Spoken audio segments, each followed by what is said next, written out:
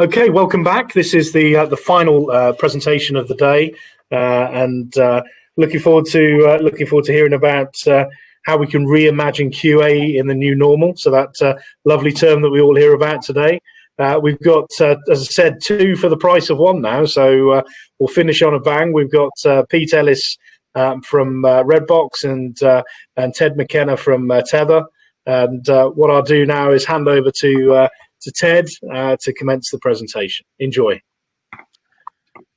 Great. Well, thanks so much, and excited to be here along with my partner in crime, Pete Ellis. I will kick things off here, and what we plan to talk about is what we're calling reimagining QA in the new normal. So new normal, we find ourselves in this virtual setting, virtual summit. Obviously, we find ourselves still in this pandemic, and it's had a broad impact on customer care, customer support, customer service, and how they think about measuring quality assurance.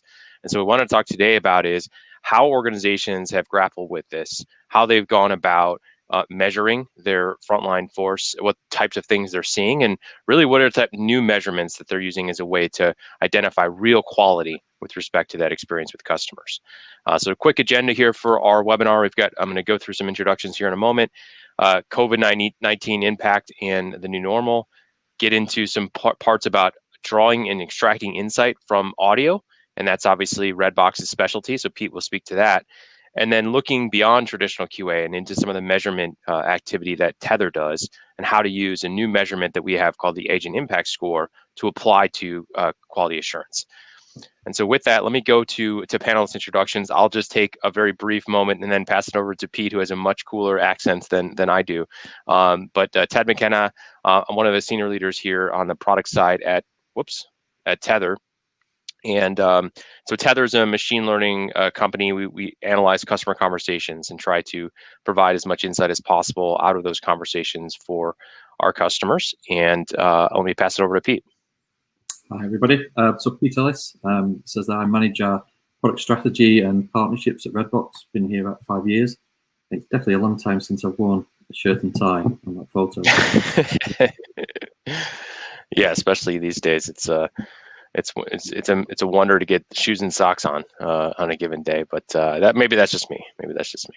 No, but excited to be again with you, Pete. You know, Redbox has been a longtime partner of Tethr, and we're excited to kind of share some of our findings. Let's talk about the new normal and some of the things we're seeing. A couple months back, actually, sort of towards the beginning of the pandemic, we did a specific study on about 1 million different calls within that kind of 2 to 3 week window just after the World Health Organization labeled it a pandemic. And what we found in that very specific period was that customer effort doubled with new issues relating to that pandemic. So if you use some of our measurements to get after things like the amount of friction and the effort that's perceived by customers within those interactions, what you find is if you compare calls before the pandemic and into it about specific issues relating to things that they were dealing with because of COVID-19, you found those calls doubled the amount of difficulty they're feeling. So lots of customer anxiety happening in these conversations. You know, new types of anxieties and things that they're having to deal with at home, whether it's healthcare issues, travel issues, all sorts of things that pop up that relate to the types of things we're now dealing with and still dealing with than we were before. Now that's on the customer side. On the right side of the page, though, is about our agents in the front line and what they're dealing with. And remember, you know, back in March, this was a new thing. We send these people home, and now they're distributed all over the place without a manager in front of them or on the floor. And they're sort of left dealing with these now more anxious customers on their own. And so what you find, as you see on the right side of the page, is agents are left handling these very complex subjects and sometimes struggling. So we saw a massive increase in the amount of holds as they're dealing with new information and uncertain as to how to proceed.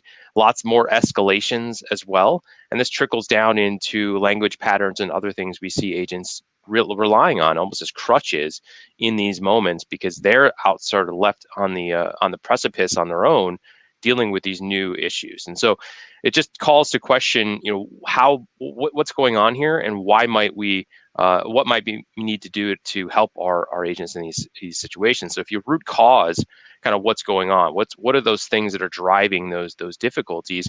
I mentioned some of these, but let's dig it a little bit further into them on the left-hand side with customers. So extreme anxiety with them, but sometimes it's because of policies and things that we have that maybe haven't been flexible. So it's not the agent's fault that that policy exists or that it hasn't changed, but nonetheless, the customer's on the phone talking to them about that situation. So they're frustrated with policies that haven't changed.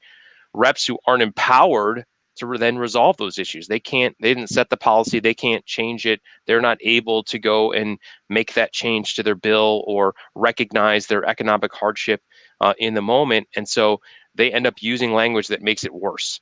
And we'll talk a little bit more about that in a bit.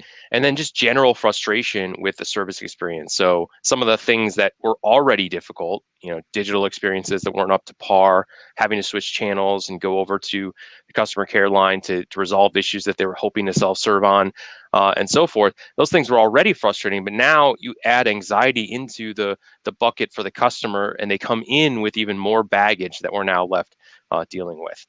Now on the agent side, as you see on the right-hand side, they're sort of coping with not only just more higher anxiety calls, but more calls in general, just more issues that customers are having. And in fact, a lot of our customers are finding an increase in call volume, which kind of makes sense. And now so we have more calls and more anxiety in those kind of this double bang issue for their teams, and they're now forced to resolve issues that and policies that haven't changed or haven't flexed. Now that might be different now. By October, hopefully, we've gone and reevaluated some of those policies, but nonetheless, they're still dealing with newfound issues, extended issues, stay-at-home issues, school issues, and so forth that parents and workers are having to deal with. And again, they don't have those people on the floor next to them that they can lean on, people they can go to, hang out with at lunch and get some extra scripting advice from, or the coach who's going to lean over their shoulder and give them a quick bit of advice. Now, couple all of that with QA methods that already were relatively outdated. So a high dependence on subjective measures for what is good and what is bad. Lots of sort of angst and anxiety in general with the process associated with QA methods. Agent concerns about selective bias in terms of the types of calls that they might look at to judge them, which leads to lots of appeals associated with that process, and it's just general sense that it's not a fair process at all. And so you're left sort of stepping back. You're left with this really difficult situation where customers are super anxious, agents are out there kind of handling it on their own, and then the mechanisms, the processes we typically depend on as a way to drive some of that performance has some foundational issues on its own. So just this real thicket of difficult situations that we're finding and sort of find ourselves in. And the question is, how do we go about fixing this? And so we're going to give you a sense for both what we see happening as you extract this insight from these calls that we're working through, and then also the measurements we might use as a way to judge our teams as to how are they actually driving better quality outcomes. Let me turn it to Pete here, and he's going to give you some detail on how Redbox thinks about high quality audio and how to think about extracting this insight from this high quality audio. Thanks, Ted. So Ted set the scene here, and now let me take it back a stage and go through some basics. Before we start going into how can we analyze voice calls more effectively and get most accurate and performant analysis out of the conversations, there's some key basics that we need to go through. The same old adage of quality input drives quality output, and there's some key basics that we see constantly that customers are not taking account of, don't realize the impact of really doing proper voice analytics is dependent on some key elements. And there's 4 on the screen here. I'll just briefly go through them. So the first is stereo audio. You're analyzing a conversation between the agent and a customer. So you need to know who's saying what. There's no point guessing at that. So you need stereo input. People will say, well, you can upscale mono to stereo, and to a certain degree you can, but it's not accurate enough. And you want the best analysis, you need the best accuracy in terms of separating those two channels, who's speaking. So it's also quite then dependent on where you're capturing the audio and whether you're able to capture it stereo or not. So extremely important. Next piece, which people forget a lot, is really metadata. And there's one side of capturing audio, but metadata you capture about the call is just as important. So it's not just really who's calling and who are they calling, but their whole journey. They came in from the front office through to the back office, who they spoke to, what data was input at each of those stages, information about the customer. Staggeringly important if you're trying to properly analyze the context of the conversation. The next piece, which is the most impactful piece, which is compression. Now customers will compress audio and IP telephony for, say, network bandwidth, or they'll compress in terms of storage of audio recordings. Completely valid reasons for doing both of those, but they have a staggering impact in terms of then the quality of analyzing those calls. Now, as a user, you'll find it hard pressed to tell the difference between a compressed and an uncompressed call on any of your high fidelity phones, like this one I've got in the background. But from a machine learning perspective, there's a massive difference. There's a lot of information lost when compression is implemented. So the most impactful piece. And last but not necessarily least is the timely access to this information. There's no point getting access to these conversations the next day when you're trying to affect customer experience or agent performance today, or if you want to influence the call as it's happening, and either influence the direction of the call or influence information that's passed to an agent. So timely access to this data is just as important. We go to the next slide, please, Ted. So from a Redbox perspective, our whole purpose in life to a certain degree is around how we capture high quality, considerable, rich metadata from virtually any telephony platform that you see on the left-hand side. That's our whole purpose. Now, we either provide that for compliance and regulatory reasons, or in this instance, we're extracting it really to drive value and insights from that data. So for us, it's all about high quality audio, high quality metadata, and feeding that into best of breed transcription engines for the sole purpose of getting to the right-hand side to the likes of Tethr that can really extract the proper meaning and insights to that data to drive specific business outcomes. And unless you've got the great input on the left side, your feedback from the right-hand side is just not good enough. It really isn't. And we pretty much don't advocate, unless you meet those 4 criteria on the first slide, we don't advocate moving to the right-hand side. And to put that into a bit more context, so in the next slide, please, Ted. This is just an example then of the key element in terms of that's affecting the quality of the output and the quality of the input into Tethr to a certain degree. What you're seeing here is a conversation on the left-hand side, which is then transcribed in 2 different formats on the right-hand side. And there's 2 ways of, largely most customers are encoding IP telephony traffic using 2 different codecs, mainly G729 and G711. You'll find in most contact centers. 729 is highly compressed, 711 largely uncompressed. And as you can see here, the difference between the 2 in the terms of the context and understanding that's derived, even if you just forget the percentage at the bottom, there is a staggering difference between the 2. And the one on the far right-hand side is just not really achievable to derive enough context and meaning from that transcription. And it doesn't matter which transcription engine we use, they'll all do roughly similar. And this really, I suppose, highlights the reason why you really need to look at the quality of the audio. And we typically do a lot these days in terms of actually coming in and just extracting the audio purely for analytics, even if there's alternate voice recording platforms in there, just because of the importance of this and really the rise of voice analytics. And on that note, I'm going to pass over to Ted to take you further through what Tethr can do in terms of the whole QA process. Okay. Yeah, thanks, Pete. And super important, right? Because we're in the business of trying to extract meaning from these situations, right? Difficult, very difficult to extract meaning in situations when it's not even getting you the right text that's representative of that exchange. And so much of that meaning is hidden in that exchange, that back and forth conversation happening between agent and customer. So let's talk about how we go about reimagining QA to reflect this new normal and be able to help our teams as much as possible. So we're going to break this into kind of 3 parts. First, we're going to understand what really does drive quality and make sure that we're pegging towards that on a day-to-day basis. Second, we're going to talk about automating and optimizing QA processes. And then finally, tying those to actual business outcomes that we all really care about. Let's start with that first one around what really drives quality.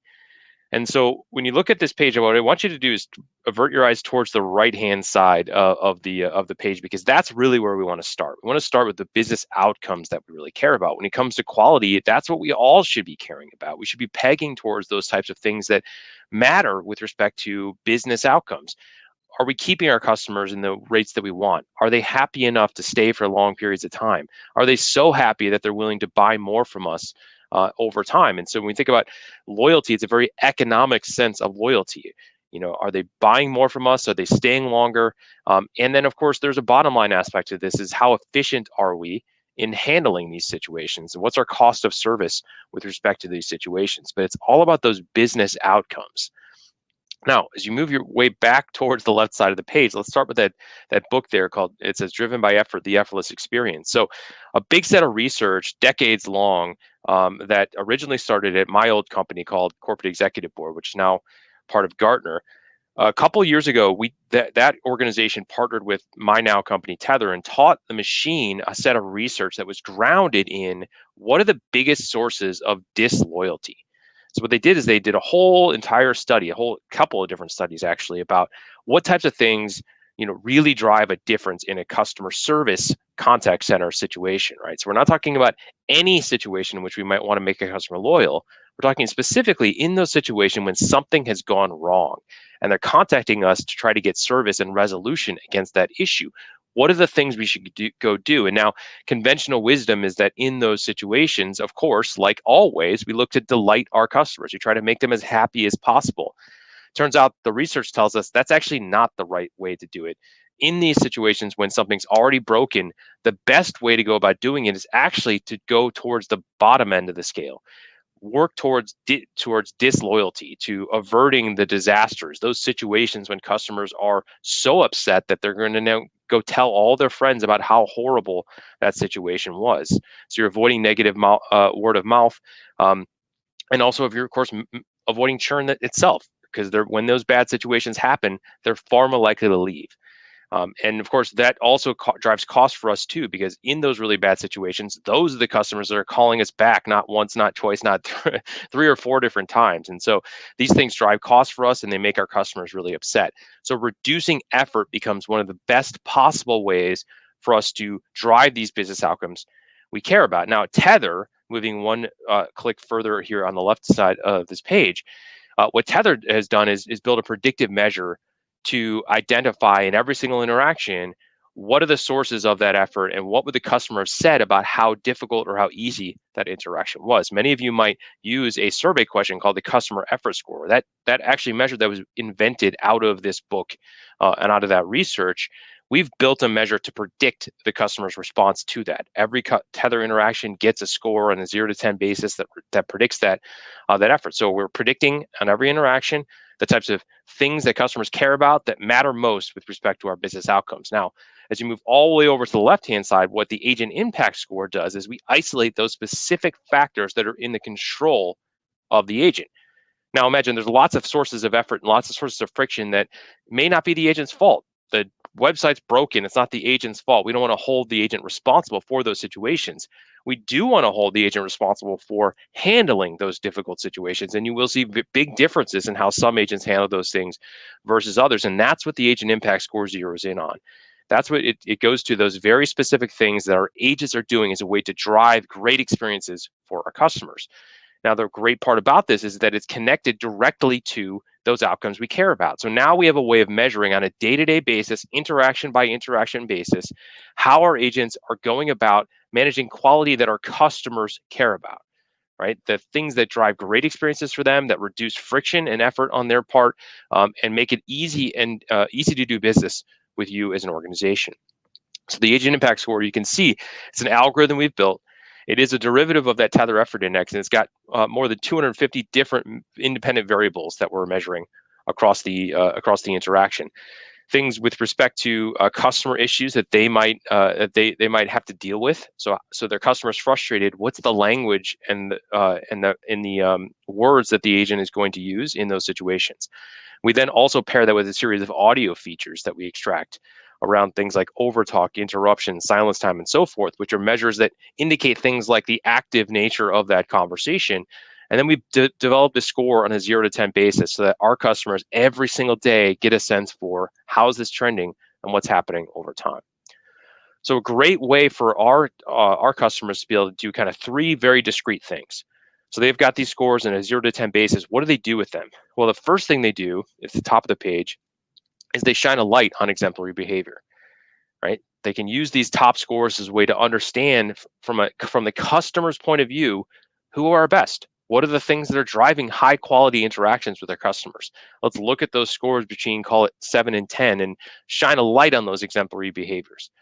Second, in the middle of the page, we're going to help our average performers spot those missed opportunities. Now, we all know there's a huge swath of service interactions every single day that are kind of neither great nor terrible, right? Customers got a very simple issue, agent responds, they resolve the issue, and they get off the phone. In fact, we encourage that to reduce handle times to make sure that we're managing things efficiently. Well, what if that in those situations there was an opportunity for that agent to spot that downstream issue that the customers they know is going to experience later that's going to cause a call later? We want our agents spotting those things.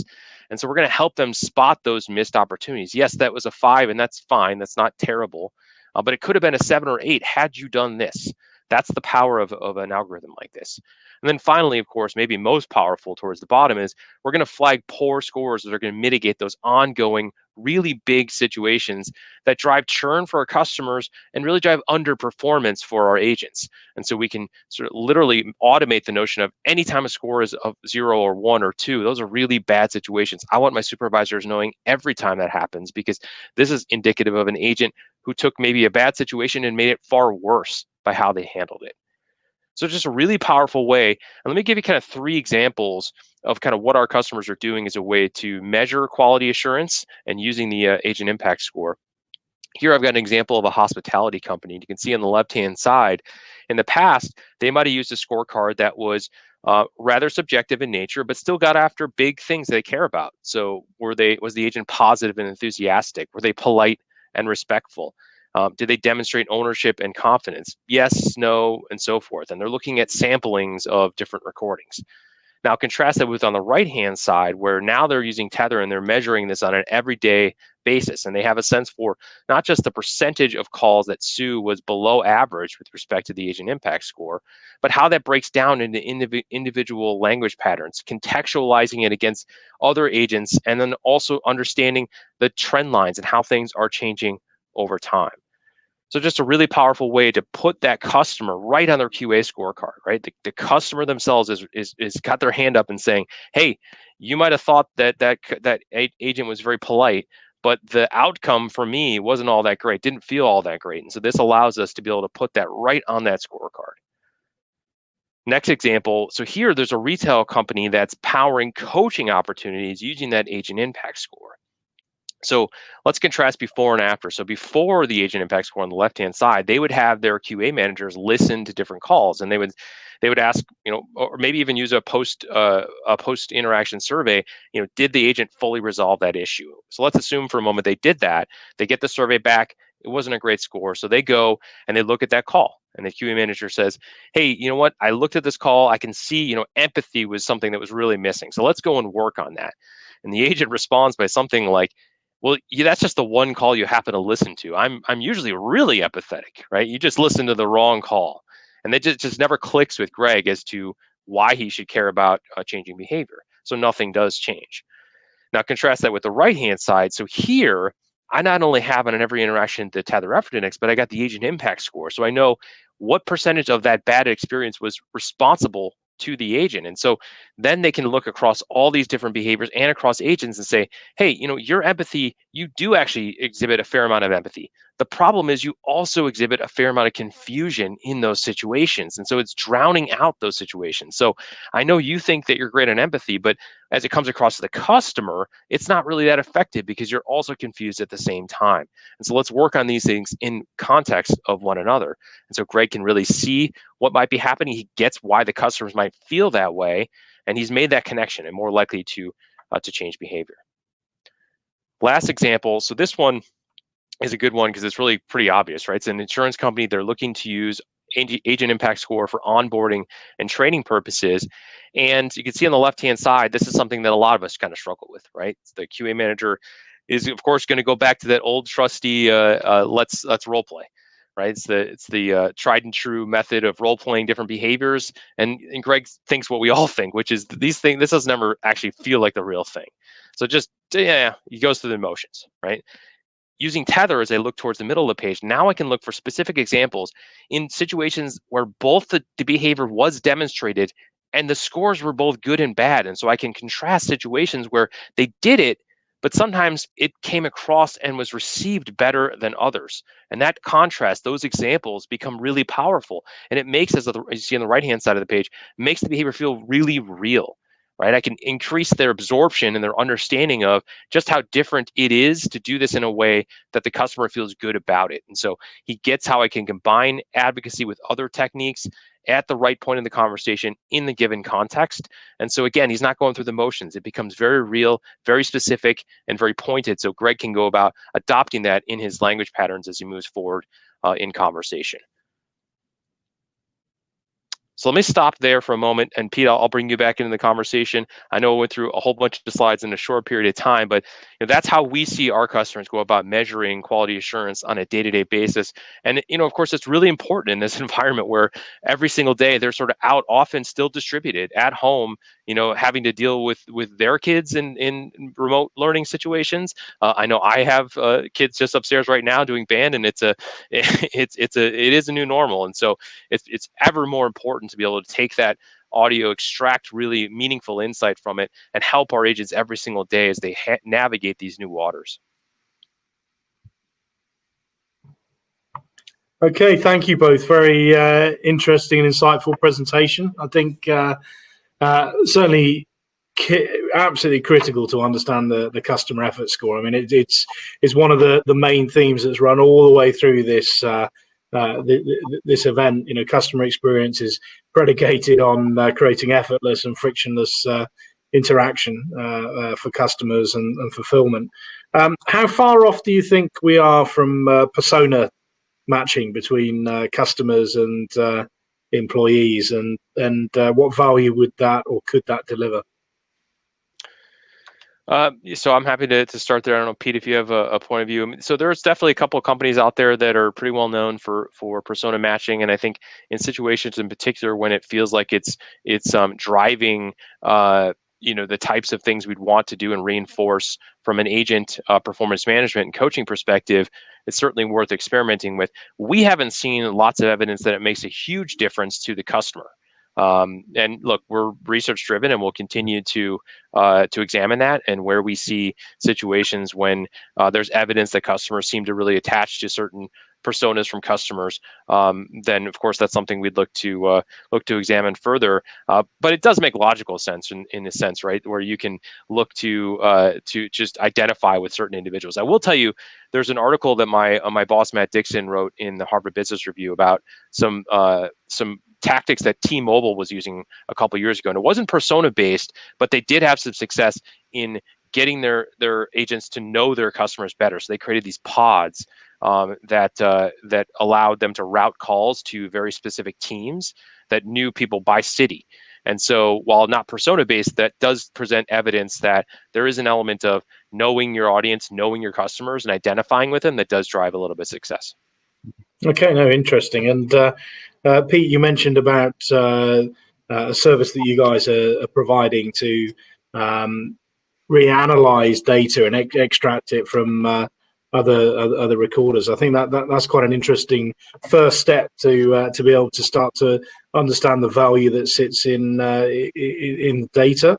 What would you say you've learned from it, and how could if people wanted to take that forward, how could we progress it?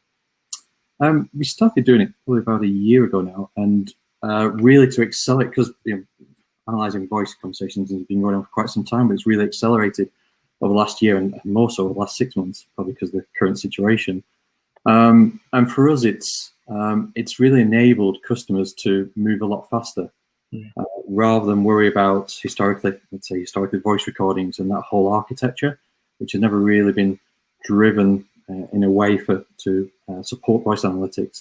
So it's allowed us to really accelerate the progress of a lot of our customers' projects, especially enterprise level customers, and get them moving a lot quicker. And we support that by just saying, look, leave your current infrastructure in the way it is today. Let's just put something purely in for doing the voice analytics because you've got a specific business outcome you want to drive, whether it's at the agent side or the customer side.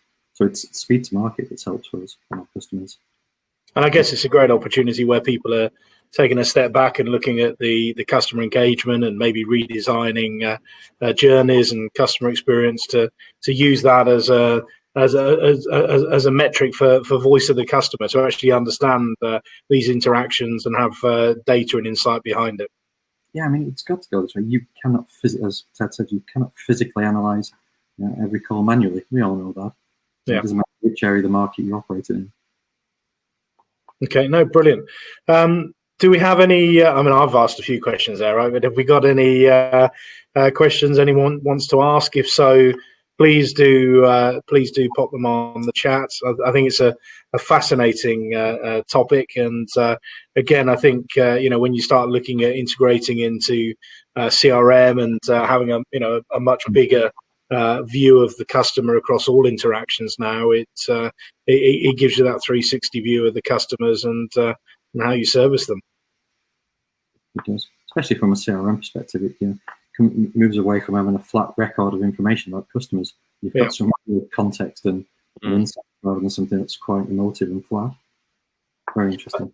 And I guess the thing is that it's not a stretch beyond the imagination there, where people are looking at automated handling and processes and workflows now with this data to be able to start to route, start to respond, and interact accordingly based upon understanding preferences, behavior that you're now able to pull together across the CRM. Yeah, I agree. Yeah. Okay, I don't think we've got any questions. That does bring us up to time on the session anyway. So, gentlemen, really interesting. Really appreciate your involvement, your insights. People want to know more, let us know. Go and visit the booth. I think they'll be open for a few minutes more. If you've got further questions, put them in the chat, and we'll happily come back to you after this event. And of course, if you want to know more, let us know. We've been partners with Redbox for many years now, and some really exciting technology that I think can really help to deliver the next dimension in customer experience. So, thank you very much, both.